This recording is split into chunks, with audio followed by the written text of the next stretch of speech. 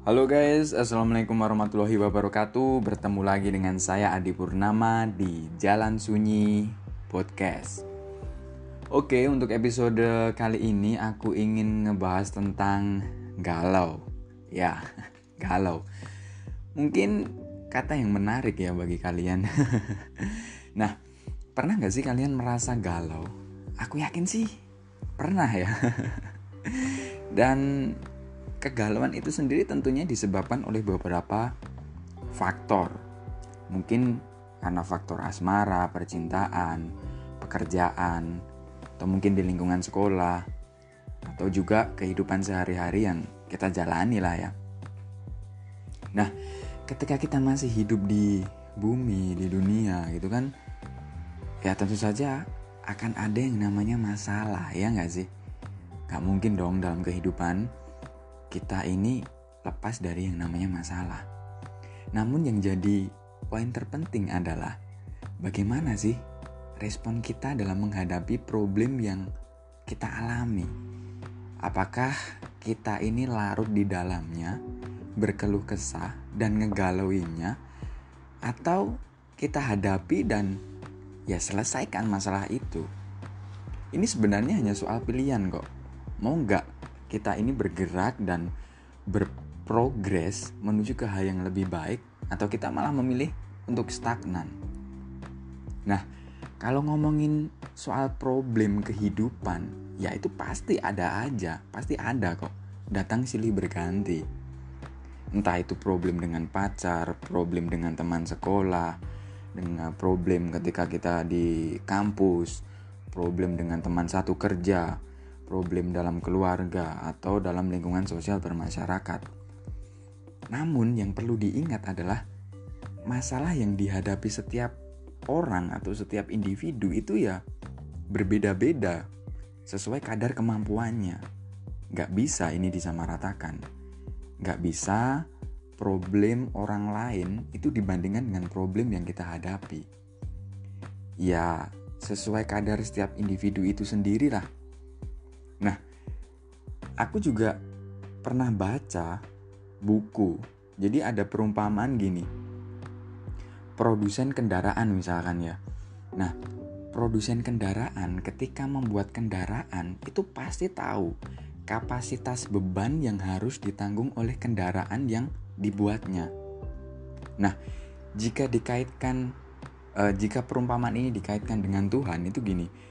Tuhan adalah produsen makhluknya. Nah, dia yang menciptakan makhluk. Jadi, ya Tuhan Maha tahu. Tuhan pun kan juga mengatakan bahwa dia gak akan menguji hambanya melebihi kapasitas kemampuan hambanya. Ya dengan kata lain, menguji manusia sesuai kadar manusia itu sendiri. Jadi kita gak bisa membandingkan dengan problem orang lain. Simpelnya gini, ketika kita dihadapkan dengan problem yang dihadapi orang lain, belum tentu loh kita ini mampu menghadapi problem itu. Dan juga sebaliknya, orang lain mungkin juga belum tentu bisa menghadapi problem yang kita hadapi. Nah, tapi terkadang kan kita masih sering ngebandingin, atau enggak kita malah sering ngegalau, berkeluh kesah, dan malah mendramatisir masalah itu. Ya, aku soalnya pernah ngalamin ini. Kegalauan yang bodoh lah, kalau aku nyebutnya ya kegalauan yang bodoh gitu loh. Aku malah larut dalam kegalauan, tenggelam dalam keluhan, keresahan. Tapi aku sadar bahwa itu adalah hal yang bodoh, hal yang sangat bodoh lah. Merasa jadi orang yang paling bego lah aku nyebutnya, aduh gitu loh. Padahal kalau dipikir-pikir itu adalah masalah yang sepele.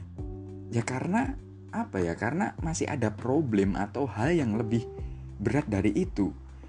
Ada hal yang lebih bernilai, bermanfaat, yang harus dipikirkan dan diselesaikan. Dan kini aku sadar, dan mulailah aku berenang ke tepian gitu loh. Yang ingin aku sampaikan sebenarnya, jangan mau dikalahkan oleh perasaan-perasaan galau, sikap berkeluh kesah. Jangan mau kita dikalahkan oleh itu. Karena jika kita larut dan mengeluh itu justru malah menambah beban masalah yang kita hadapi.